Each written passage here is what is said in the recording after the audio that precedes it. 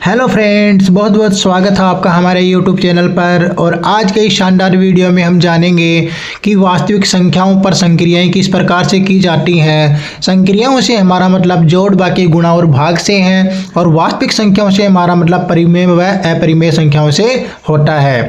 तो आज के इस वीडियो में हम जानेंगे वास्तविक संख्याएं अर्थात परिमेय व अपरिमेय संख्याओं का जोड़, बाकी गुणा, भाग किस प्रकार से किया जाता है। एग्जाम की दृष्टि से ये वीडियो आपके लिए इंपॉर्टेंट हो सकता है, क्योंकि आपके एग्जाम में ऐसे क्वेश्चन बहुत बार पूछे जाते हैं। तो बिना समय गवाए शुरुआत करते हैं हमारे वास्तविक संख्याओं पर संक्रियाएं किस प्रकार से की जाती है। देखिए दोस्तों, हमारा पहला एग्जाम्पल रहेगा जोड़ का, दूसरा हमारा रहेगा बाकी का, तीसरा गुणा का और चौथा भाग का। इस प्रकार से हम चारों संक्रियाएं इस वीडियो में करने वाले हैं। हमारा पहला एग्जाम्पल हमें कहता है कि 2√2 प्लस 5√3, इसमें जोड़ना है आपको √2 माइनस 3√3। सबसे पहला क्वेश्चन हमारा ये कहता है।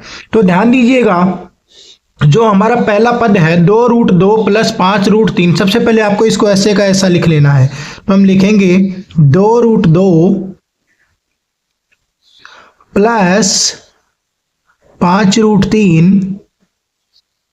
अब आप ध्यान से देखेंगे कि हमारे पास यहाँ पे जोड़ना है अर्थात प्लस का निशान है। तो अपन प्लस का निशान करते हैं तो अंदर कोई भी परिवर्तन नहीं होता, अर्थात कोष्टक के अंदर कोई भी परिवर्तन नहीं होता। वो पद ऐसे कैसे लिखे जाते हैं। तो अपन ने क्या किया, वो पद ऐसे कैसे लिख दिए, सेम टू सेम। ठीक है। तो आपके पास अगर कोष्टक के बाहर प्लस का चिन्ह हो तो उसमें कोई परिवर्तन नहीं होता, आपको सेम वैसे का वैसा लिख देना है।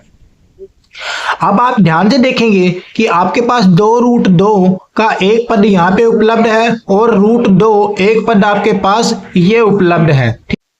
आपको क्या करना है, 2√2 व √2, आपके पास √2 में दो पद है तो आप यहाँ पे इसको पास पास में रख लें। तो 2√2 और इसको पास में लेके आए प्लस √2। ठीक है। इसी प्रकार आप यहाँ पे देखेंगे 5√3 और यहाँ पे आप √3, आपके पास माइनस 3√3 वाला पद, तो इन दोनों को पास में रख लें। तो आपके पास हो जाएगा 5√3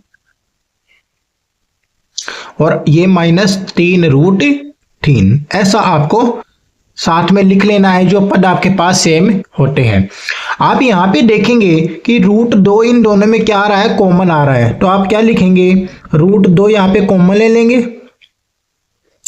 यहाँ पे आपके पास क्या बचेगा, 2।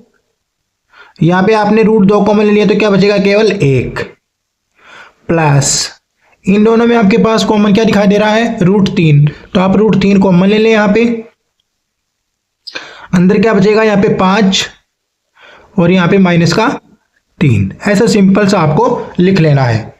उसके बाद देखिए √2 यहाँ पे अंदर वाला जोड़ेंगे तो आपके पास हो जाएगा 2 प्लस 1 कितना हो जाएगा, 3 प्लस यहाँ पे √3, 5 में से 3 घटाएंगे तो आपको कितना मिलेगा, 2 मिलेगा। ठीक है। आप क्या करें कि पहले 3 को लिख दें यहाँ पे 3 और ये साथ में क्या है, √2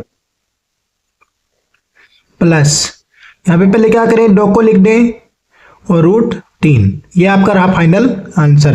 तो आपको फाइनल आंसर के रूप में क्या मिला, 3√2 प्लस 2√3 के रूप में ये मिला आपको। तो सबसे पहले आपको क्या करना है कि आपको प्लस का अगर चिन्ह दिखाई दे रहा हो तो आप प्लस को अंदर लेके जाएं, इससे कोई परिवर्तन नहीं होता। सेम टू सेम आपको ऐसे का ऐसा लिख देना है। जो समान पद है उनको पास रखना है और जो कॉमन चीज आती है उनको कॉमन लेते जाएंगे। ये हमारा रहेगा प्लस का।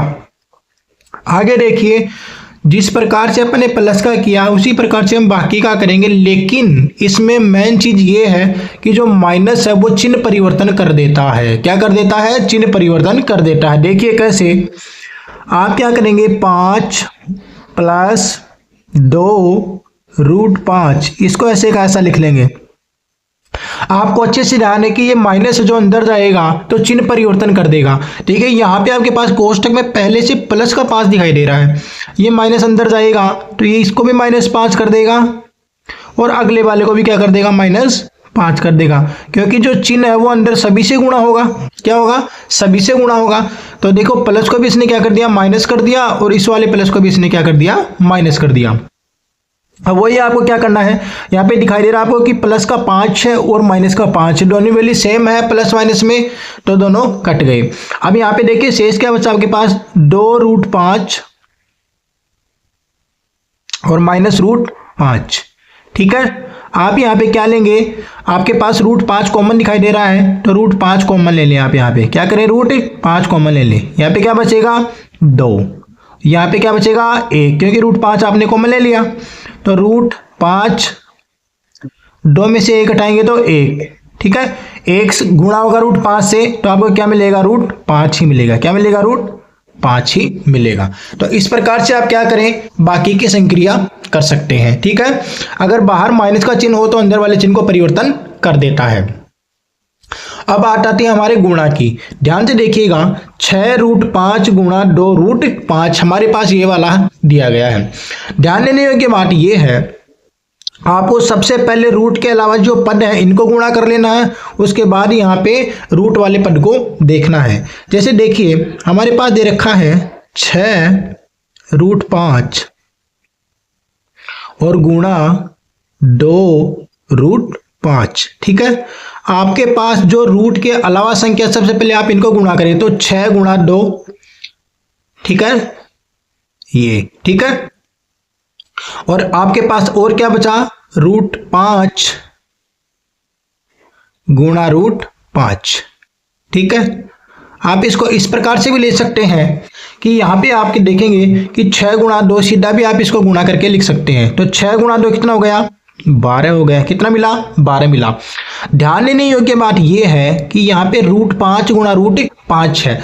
आप ध्यान दीजिएगा दोस्तों, इस रूट का मतलब क्या होता है, घात कितना होता है, 1/2 होता है। इसका मतलब क्या होता है, रूट 1/2 होता है। अर्थात 5 के ऊपर आधा घात इसके ऊपर है और 5 के ऊपर आधा घात इसके ऊपर है। आपने अच्छे से छोटी क्लासों में एक फॉर्मूला पढ़ा है, a⁻m × a⁻n। जब आधार समान हो, जब दोनों का आधार समान हो तो उनकी घातें क्या होती हैं, जुड़ जाती हैं। अर्थात a⁻m + n के रूप में हम इसको लिख देते थे। तो हमारे पास दोनों का आधार 5 है, इसके ऊपर भी 1/2 है, इसके ऊपर भी 1/2 है। तो 1/2 और 1/2 जुड़ के कितना हुआ, 1 घात हो गया। अर्थात 5 के ऊपर घात कितना हुआ, 1 हो गया। और 5 के ऊपर 1 घात का मतलब 5 ही होता है। ठीक है ना, तो आप क्या करेंगे, 12 को 5 से गुणा कर दे, 12 पंजे 60। तो आपके पास फाइनल आंसर कितना मिलेगा, इसका 60 मिलेगा। ठीक है, फिर से बता देता हूं, सबसे पहले आपको जो बाहरी संख्या है इनको गुणा कर लेना है, उसके बाद रूट वाली संख्या को लिख देना है। ठीक है, अपन ने क्या किया, 6 दूना 12 हो गया, √5 और √5 है, दोनों के ऊपर कितनी घात है, आधी आधी घात है। अपन ने अच्छे से पढ़ा है कि आधार समान हो तो उनकी घातें जुड़ जाती हैं, इसलिए 5 के ऊपर आधा और आधा 1 घात जुड़ के 1 हो गया, और 5 के पावर 1 का मतलब 5 ही होता है। अब देखिए अंत में हमारा भाग क्या कहता है, हमारा भाग कहता है हमें कि 8√15, इसको आपको भाग करना है 2√3 से, ये इसने बोला है। ठीक है, आप ध्यान दीजिएगा दोस्तों, अपन 15 को क्या लिख सकते हैं, अपन 15 को क्या लिख सकते हैं, देखिए 8, अपन 15 को लिख सकते हैं 3 गुणा 5। क्या लिख सकते हैं, 3 गुणा 5, अर्थात 3 5 15 होता है। तो मैंने क्या लिख दिया, इसको गुणनखंड के रूप में लिख दिया 3 गुणा 5। ठीक है, उसके बाद देखिए 2/√3। ठीक है, एक कदम आगे बढ़ेंगे तो आपको पता चलेगा कि 8 तो आपने ऐसे कैसा लिख दिया, दोनों के ऊपर क्या रूट लगा हुआ है, तो मैंने इसको क्या लिख दिया, √3 इसको लिख दिया और इंटू √5 इसको लिख दिया। ऐसा अपन बीजगणितीय फॉर्मूले के आधार पर लिख सकते हैं, क्योंकि दोनों के ऊपर घात क्या है, समान है। और ये क्या है, 2√3 है। ठीक है, कटने वाली संख्याओं को काट दें। देखिए 2 से 8 कटेगा, 2 चौके 8, √3 से √3 निकल जाएगा। आपके पास क्या बचेगा, 4√5। क्या बचेगा, 4√5।